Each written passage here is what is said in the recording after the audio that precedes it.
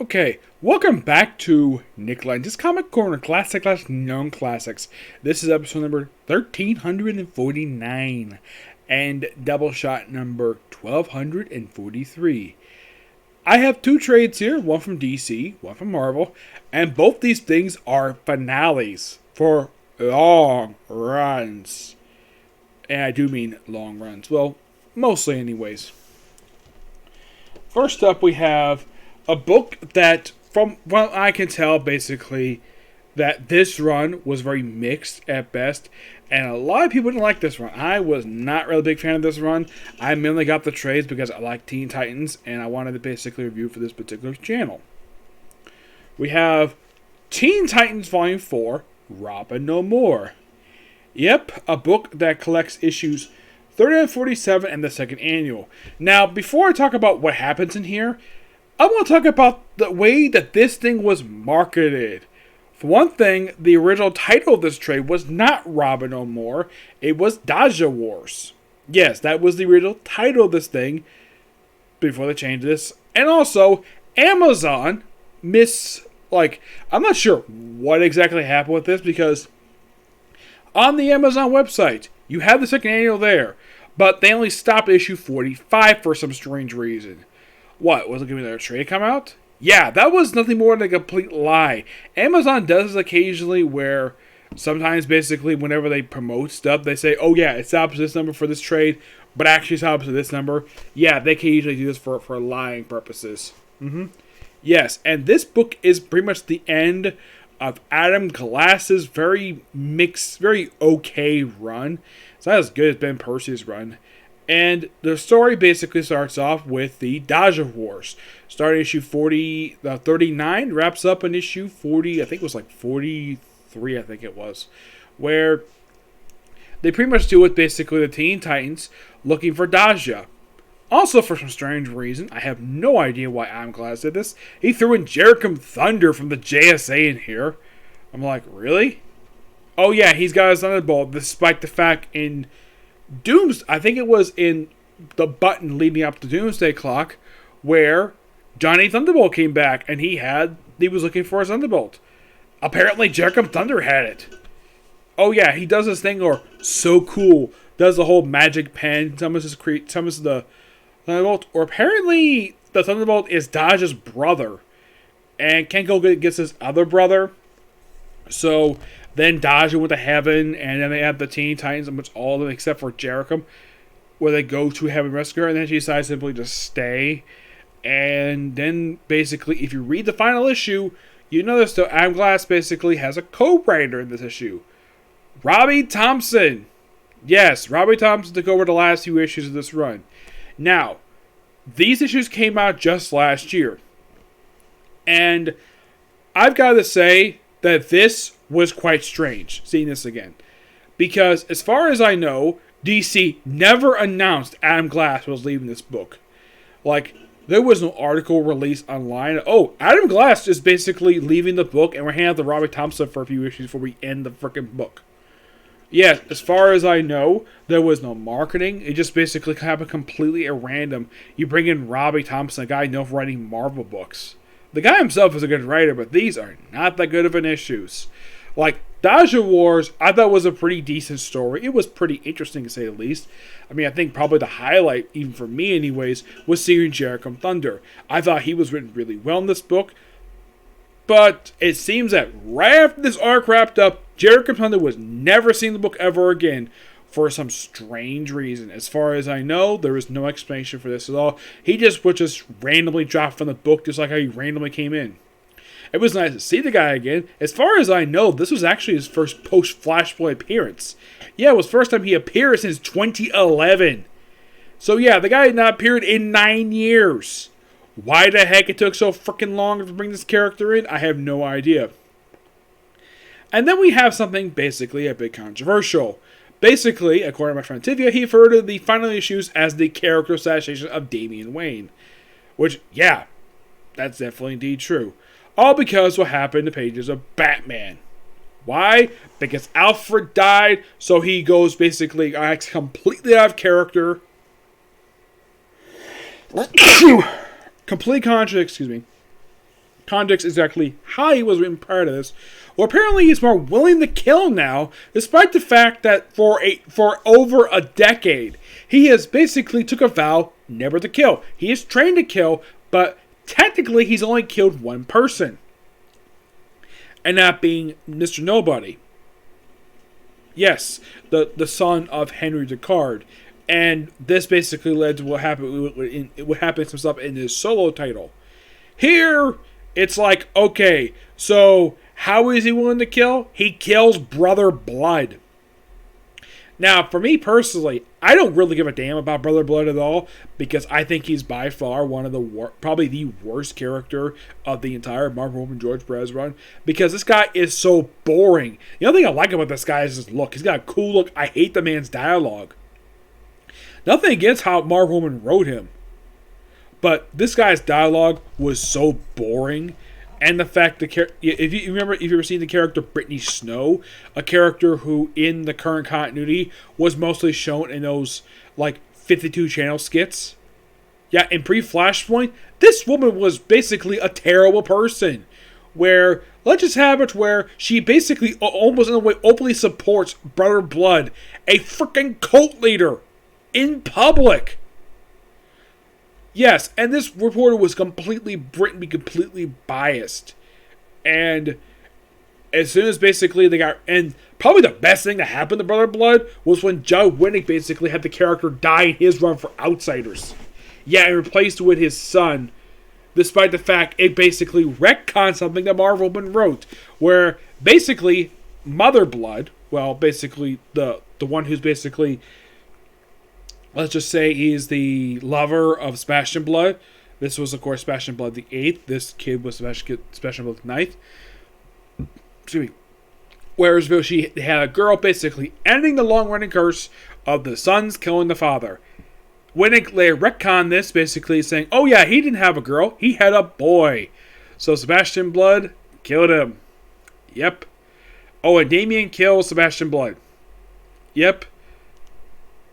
Just cuz. As far as I know, the Teen Titans only fought him once in the first. I think he fought him like once in an annual. I mean, Brother Blood basically in this current continuity, like, he didn't appear very much at all. I mean, I think maybe like his first appearance was pages of the Ravengers, a book basically no one gave a damn about. That's why the book got canceled 12 issues. Probably his best work the guy ever got was when he popped up in Animal Man. I like that. That's the only thing I like.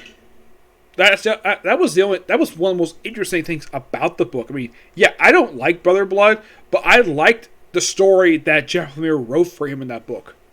But here, it's like, oh, let's just have Brother Blood basically act like some thug.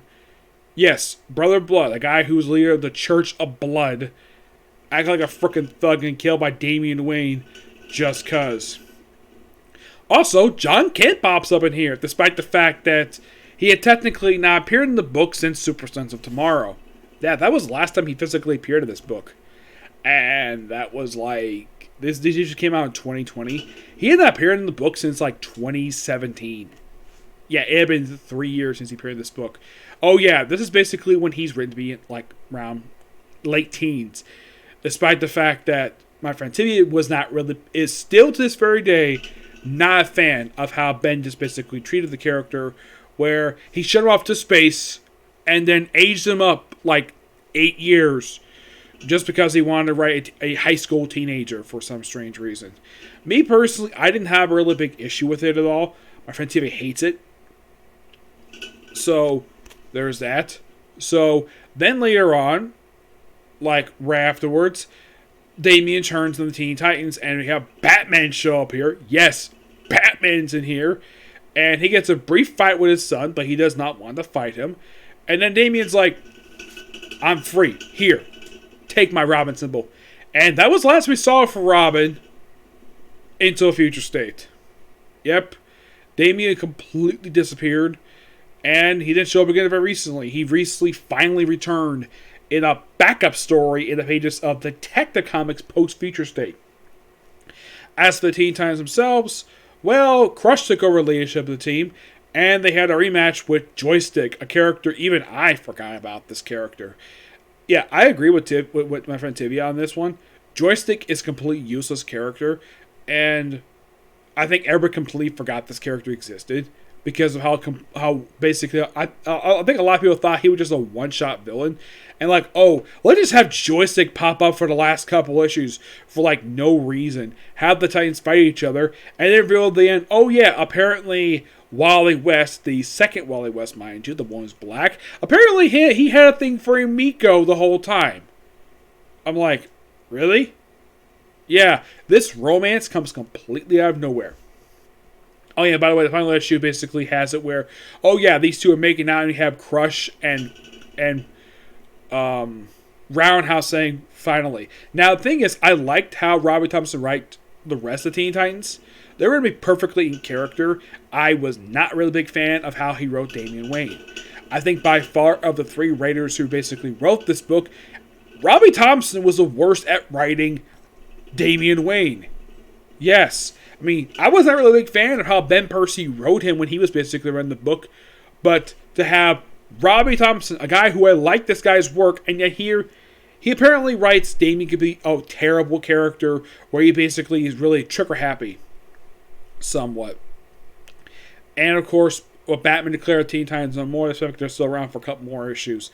And then we have it where they a couple times had this thing where we go to a vault, and they also fought Mammoth and his sister, which that was quite interesting. I mean, I thought it was quite cool the fact that you have these characters fighting old like Marvel and George Perez villains. Yeah, Mammoth and his sister was fantastic. I like the fact that Robbie Thompson did that. But then we have John Kent go into a vault and says, yeah, he basically, apparently Damian wrote him a note. And then later on, the Teen Titans basically saw the same note. Or another note for themselves. And then they go to New York City. Yes, they go to New York City, despite the fact they have their own headquarters, Mercy Hall, where they meet Nightwing. I'm like, that is so cool. Meeting Nightwing and meeting the Teen Titans. Yes, the Teen Titans. Well, the Titans. Where the way that the artist presented this, it simply put the Marvel and George Perez classic lineup. Yeah, the classic lineup. You have Nightwing, who had just returned to... Yeah, I think this book kind of confirmed he returned to the Titans. Probably after the events of Joker War. Donna Troy, who was not Troy. Yeah, she was never called Troy in this whole continuity. Starfire, Cyborg, Beast Boy, and Raven. Which, this was so cool. I love this image. Plus seeing frickin' Titans Tower again. Yes. This by far, brilliant stroke of genius by Robbie Thompson. Now, one thing this book does not include, now you probably know this though, basically at the last panel you see, is like there's nothing at the bottom. You see, in the original publication, parents of this, the original publication has said, to be continued in Teen Titans Endless Winter Special. That was next time you saw them. And now, of course, we have Titans Academy. I have not read the first issue of Titans Academy. I know it came out this week. I have not read it yet. Now, overall, for this trade, Deja Wars, decent storyline. I like how everybody was written in that book. Basically, was perfectly fine. Jacob Dunner was written pretty much mostly in character. I like the fact they kept a lot of stuff about the character in canon, except for his time with the JSA for some strange reason. In the case of the Damian Wayne character assassination storyline, I thought it was freaking terrible. Yes, it was really bad. I mean, the Teen Titans themselves basically were on character, but I kind of wished that Robbie Thompson basically would have done a better job with Damian. It's like, oh, let's just write Damian out of the book because Alfred's dead. Yep. I give this book roughly I'm going to give it a 9 out of 10. Normally I give books like a 9.5 out of 10 because how decent they are. But this book, I mainly took a half point off, mainly because of the Damian Wayne stuff. Yes. Now, the book itself did have fantastic artwork. Yes, really good artwork. Yes. Though it was done by 4 different artists. Eduardo Perziska, Juan Ferrer, Ever Perez, Jesus Moreno, and Cam Smith. Also, KG Beast is here. Yep. And the one way Teen Titans found out about, well, Robin's aggressiveness was basically we chopped off KG Beast's hand. The very hand that had his weapon. Yes. Yeah, so, yeah. Now, final thoughts on this run. This run itself, basically, this is now, well, basically final thoughts on the Robbie Thompson slash, Adam Glass has Robbie Thompson, and this entire run that lasted from 2016 to 2020. Lasting almost 4 years. Now, my friend Tivia basically lists this whole run as basically one of his worst comics 2020. Well, here's the thing. He apparently completely forgot about the fact that Ben Percy had a great run in the book.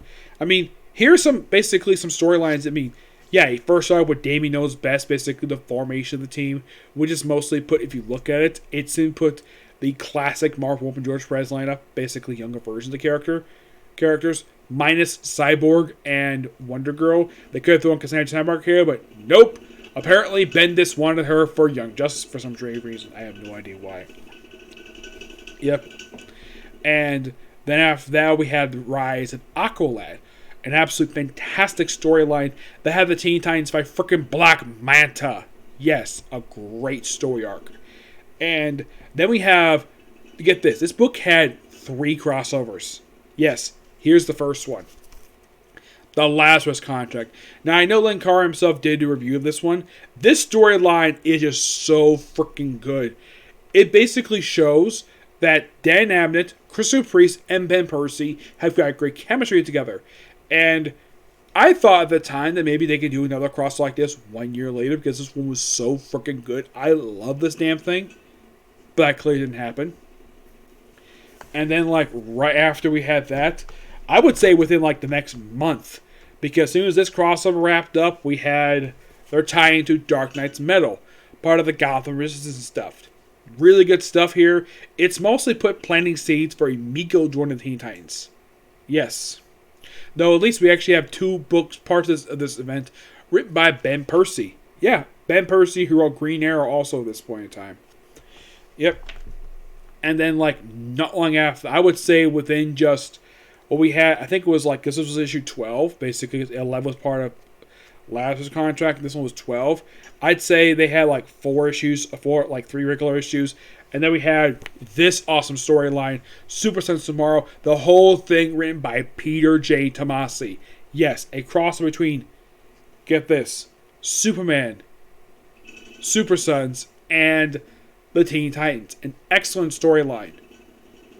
And though the book itself was a follow-up to A Long Place of Living, which is a great story arc itself, but this was really good. And then just by sheer coincidence, 3 issues later, Ben Percy left the book. Yes, Ben Percy left the book after a great run of this book. That's just my opinion anyways. My friend Tim basically had a different opinion about it, but the Ben Percy run had great stuff with it. Great potential, and the fact that he actually had plans for the future. Then he abruptly left the book for some strange reason. I myself have not met Ben Percy, so I've never actually asked him. I have asked basically the original artist playing for this run, John Boy Myers, who did the Teen Titans Rebirth one-shot. Now, he did kind of confirm with me that the reason why he basically just didn't do the main book after the Rebirth one-shot, because normally all the artists who do the one-shot did do the actual main book, because he had differences with Ben Percy. He didn't go into detail with that, but yeah, I kind of confirmed, did you leave because you had differences, you disagree with some stuff Ben Percy was going to do? And he's like, yes. That was just my theory. He basically confirmed it. Now, if I get a chance to meet Ben Percy, I'm going to ask him, why does your run for Teen Titans just abruptly end? Excuse me. And then we had the Titan Special. Yes, the Teen Titans Special. Which, by the way, was collected in this. This started the Adam Glass run for the book. Which introduced new characters, which had kept Damian and Kid Flash on the team, which was brilliant. And then you added Emiko to the team. That was something that Ben Percy played. So my guess is Adam Glass was like, okay, I'll add her to the team. But he created 3 new characters. Crush, the daughter of Lobo. This had potential because she's actually a really good character. And then 2 characters that I don't think got a lot of love by fans. I mean, Crush herself is a great character. And currently she's going to get a miniseries team up with her father, Lobo. Yep. And for some strange reason, despite the fact, yes, Titan's Tower was damaged after the events of Super Sons Tomorrow, but it was clearly rebuilt toward the end of the run. And then for some strange reason, this book never explained it at all, the whole run, of why in the world the Teen Titans stopped using their actual base and moved to a freaking warehouse, aka Mercy Hall. Yes, they have their own Titans Tower, which is a brilliant piece of thing that something that Demi came up with. And clearly, this is inspired by the Jeff Johns version of the Titans Tower. I personally loved it. I thought it was really good. But Mercy Hall, I thought this was basically a step backwards. I mean, why the heck would you basically move from the awesomeness that is Titans Tower to a warehouse? It's almost like basically what happened with Scott Lobdell's run, where clearly we couldn't have an actual regular base operations be actually making freaking sense. And of course, started the very dumb storyline of Damian capturing a bunch of supervillains and imprisoning them in his basement. Also starting a very uninteresting storyline of this guy called The Other. Who is the Other? It was revealed a little bit later who the heck the Other was. Yep. Yeah. And then we had this okay stuff here. I like the fact that we have Batman. That was quite nice. This also had the first annual for this run. Yeah, it's something that Ben Percy didn't put any annuals out, but Adam Glass did. He put out the very first annual. And then you had this story arc here, the Terminus Agenda, which was the second crossover between Teen Titans and Deathstroke. I'm sure I said before, basically, when Christopher Reese, well, I did this review for this a while ago. I remember what episode it was. I'm sure he probably thought at the time, wait, I'm so looking forward to basically doing a crossover with the Teen Titans. And then he's like, wait, what happened to the Titans basically I worked with the year prior? I'm sure he probably felt basically so disappointed that half people, basically the characters he worked with in the last country had so much potential. This book felt like completely random. Like, oh, let's just have another Teen Titans Deathstroke crossover just because it followed up something happened in an arc for Deathstroke. Yes. This arc had no build-up at all. Lazarus Contract actually had freaking build-up to it. This had very tiny bit of build-up. Like, oh, let's just put Deathstroke in Arkham Asylum for some strange reason. This arc itself was really good, by the way. And this just felt completely random of a crossover. And we had the apparent death of Deathstroke. Though, don't worry, he came back, not long after this. And, of course, that led to a storyline dealt with Year of the Villain. A storyline I personally love. I love Year of the Villain. My friend Tiffy is not, I don't know exactly what his feelings were toward Year of the Villain, but I personally love it. And then you have this. Seek and Destroy, which had Lobo here. Now, I still have the same feeling I had when I originally viewed this. Lobo was here just for a quick cash grab and for a quick sales boost. Because I think the DC must have realized, though, this book was not selling very well. This is probably one of the lowest selling titles. And DC probably felt as though, yeah, we're not going to cancel this book, but we need to get this in sales which will last a little bit longer. So, throw in Lobo, because Adam Glass established Crush was Lobo's daughter, and Lobo confirmed, yeah, she is his daughter. Also, it was revealed in this crossover, that's something quite interesting, that Crush is a lesbian, and she is in love with Daja. That this relation was slowly built up, and Daja herself was more interested in Damian than she was Crush. This type of Crush basically was a hot woman. And I love the fact that basically Adam Glass wrote it. Even Robbie Thompson kept this up too, where he had it where you have Roundhouse and Crush, despite the fact that he knows Crush is a smoking hot woman. That they're just really good friends. And even though this was just a Year of the Villain tie-in, but then we had the actual, revelation. Who the other was. The Heretic. Yes. I still feel as though this was so lame of a revelation. A storyline that nobody cared for. Unlike in the case of Leviathan, which I liked that storyline. And villain was Mark Shaw. That was quite shocking.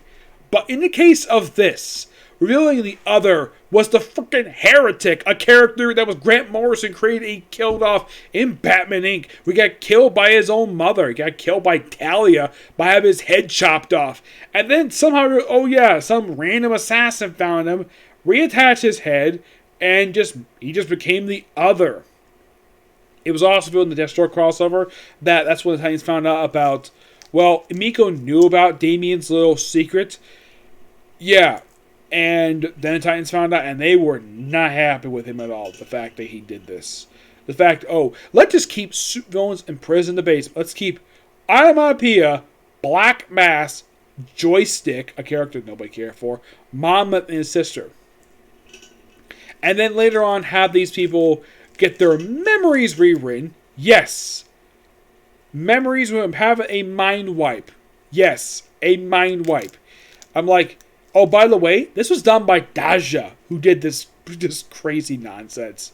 Where like, oh yeah, let's alter the memories of like half a dozen suit villains live normal lives, and one of them be a freaking Batman villain. Yep. And then we had the stuff with Daja, which was quite interesting. And then it's like, okay, we had a great start with Van Persie. Adam Glass was not a good choice for this run. And if you read some of the stuff here, it's okay or decent at best. I mean, probably the best work he did was with Lobo. That was his highest point in this whole book. And it seems as though, like, right after that storyline wrapped up with Lobo, it's like, it goes back to nobody gives a damn about this book, so let's just reveal a storyline, a plot thread that nobody cared for at all. Yeah, nobody cared about the other storyline. Yeah, I don't think even my friend Tivia cared for this stuff, because this was so lame. Like, oh, interesting, the other, and then like, yeah, the storyline was lame. Why the heck could you drag us over a freaking year, Adam Glass? Especially since, here's the thing, prior to him doing this book, the last comic book he wrote was Suicide Squad, back in 2013. He had not written a comic book in 5 years. What the heck the guy had been doing for 5 years? He was writing TV for 5 years. So DC basically went to Adam Glass. Of course, this came after the great thing that was No Justice. Really great crossover. But yeah, great start with Van Persie. Lame with the pretty interesting ending with Robert Thompson. But man, it's like Damon went completely downhill in this whole entire run. Now, Tivy, if you're watching this, the first 19 issues of this book were really good. 20 to 47, you could probably just get you can give that book as much you can give these issues as much flack as you want, but lay out the Lobo issues, because I actually those issues are really good. You can probably feel your own different way about these issues. All right, moving on to a different book, a really awesome book. We have another finale, Dead Man Logan, Volume 2. Welcome back, Logan. This collects the last 6 issues of this limited series, 7-12, written by Ed Bronson. This is, of course, the last thing he did for the book. Wolverine, of course, is dying, and of course, we read this book, it's almost like this book was basically setting up the Avengers of the Wasteland miniseries that came not long, I'd say like about a year later after this, where Logan is dying, and he reunites with Danielle Cage. Yes, Danielle Cage, the daughter of Luke Cage, Jessica Jones. And we also have Banner Jr. Also, when he apparently returned to the Wastelands, apparently 7 years have passed by since this. Yeah, they actually reference this in here. Like, I'll get to that. They reference this. And they reference this storyline. Yes, they reference the first 2 story arcs of Lemire wrote, which I thought was so awesome. So, who is Old Man Logan's final villain he fights before he dies? Sabretooth. Which, even I still feel as though the movie Logan should have had Logan fight frickin' Sabretooth, not a clone of him. That I felt was so lame. This, I think Ed Bronson, he must have loved the movie. The movie itself was great.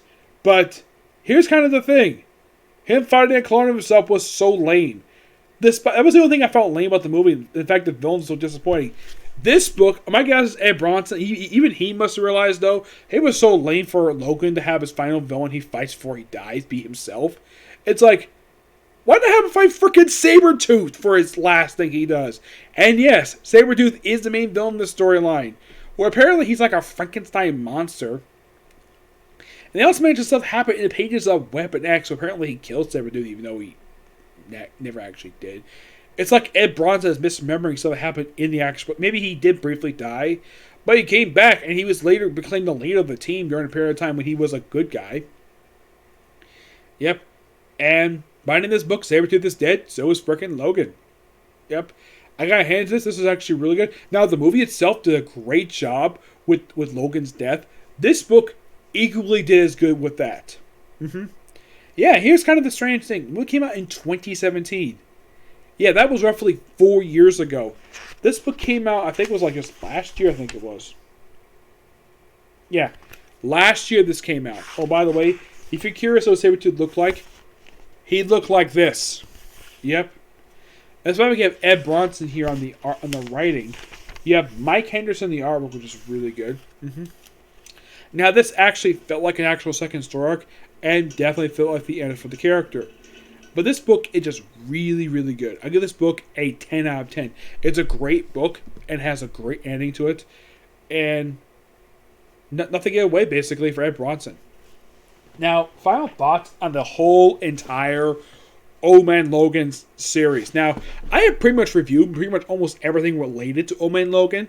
Like, not only this series, the original Old Man Logan ongoing series, but also appearances from Extraordinary X-Men, X-Men Gold, his one arc appearance he did for, I think it was like Owen Wolverine. I'm trying to think what books he appeared in. I think that was it. Yep. And who would have thunk, though, that this book would reference not only events of this book. Oh, yeah, mentioning he was looking for a robot head. Yeah, that's basically this. Something by Bendis. Yes, Bendis wrote this thing. Not Lemire. He referenced, basically, Ed Bronson referenced something that Bendis wrote. Yes, Bendis. And then referencing this. So awesome. Yeah, I know I'm showing this off again, especially since I just finished reviewing Volume 10. I think, which is a few episodes back. But I figured, though, showing this off one last time basically wouldn't hurt. Yeah. It is something that over the course of 5 years, Old Man Logan, the solo book, only had 3 writers. Yep. Just Brian Michael Bendis, who wrote the original miniseries for Secret Wars. I'm sure a lot of people probably thought this, though, that the Secret Wars stuff probably would have made canon. But Bronson made it canon. Yep. And there you go. Dead Man Logan. Yep. Yeah. Oh, yeah, Bronson himself had sort of ups and downs. Like, I would say probably the weakest story he did for Logan was probably stuff with the UFO. But everything else he did for the character was just so good. And the book itself, aside from the weak stuff with the UFO, this series was just utterly fantastic. Like, every single issue basically oozed with awesomeness.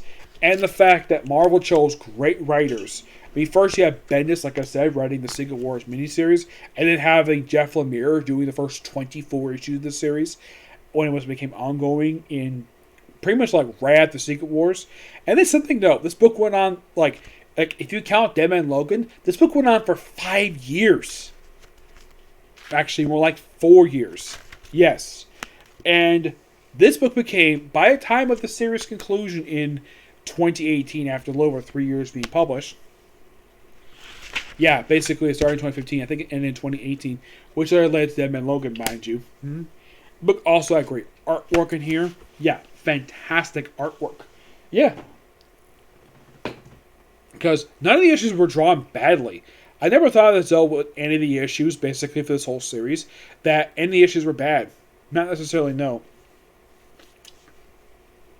But I technically first reviewed the first trade for this just a couple years ago.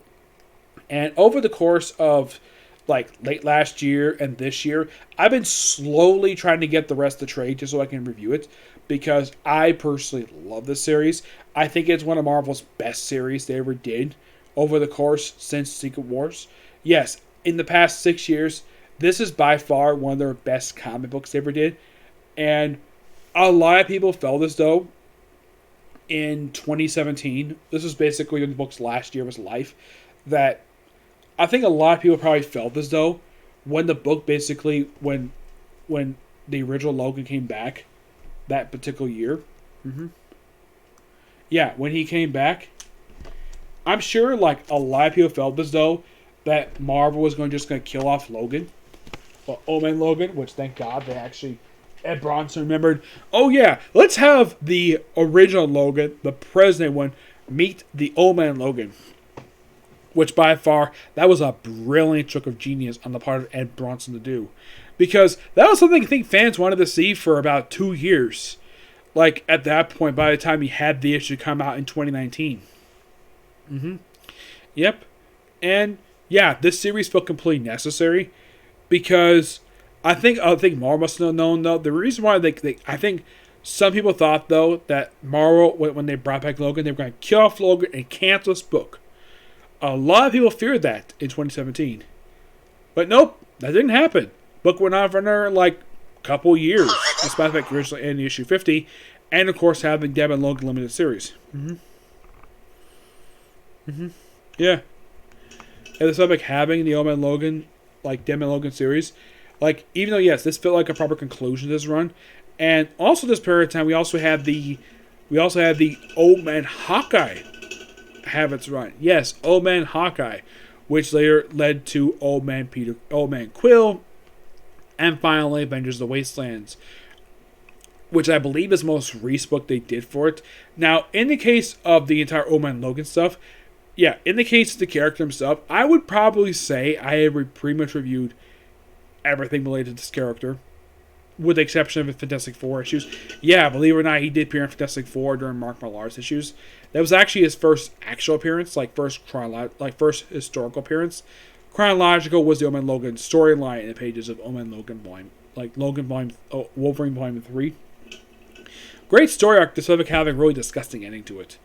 And yes, the actual series itself, it's like basically Bronson himself, while writing this, it's like he threw in a bunch of Easter eggs. You know what I mean? He mentioned the original Old Man Logan storyline, the first 2 story arcs, basically the miniseries, and of course also the actual main ongoing series. Didn't mention a lot of the story arcs in the run, but I'm glad of the fact he referenced the start of this era. The Old Man Logan stuff, basically, that's something a lot of people probably not surprised about. But me personally, referencing the Secret Wars miniseries, because a lot of the time, Secret Wars, basically, in the main Marvel comic universe, would not be referenced at all. And in the case of this, yeah, they kept the canon the whole time, which was great. Yep. But the Old Man Logan book is just really, really good. I highly recommend it if you're fans of Wolverine, because this book is written by people who love Wolverine himself. Even though, yes, it's an old man version of Logan, but these guys are clearly fans from what I can tell about how they wrote this book. It's just so freaking good. Yep, compared to Teen Titans. Yep. So yeah, that's it for Cycle Review. Stay tuned today. Now, I'm going to do a few more videos today. One that was actually supposed to come out yesterday, but I thought as though that the episode that came out was not the correct episode due to the episode numbering. But it turns out, yeah, that was the actual number. So expect to see that one come up soon, because I'm going to upload this video first, because this video is quite long, because I'm explaining a lot of stuff here. And then, of course, I will do my reviews for Dr. Stone and the Quintessential Quintuplets. And that'll be it for today. Basically, overall, about 4 videos. I might squeeze in another video, because I've been thinking of doing a comic history video discussing Avengers in the 80s. So expect to see that hopefully today too, okay? See you in the video. Bye.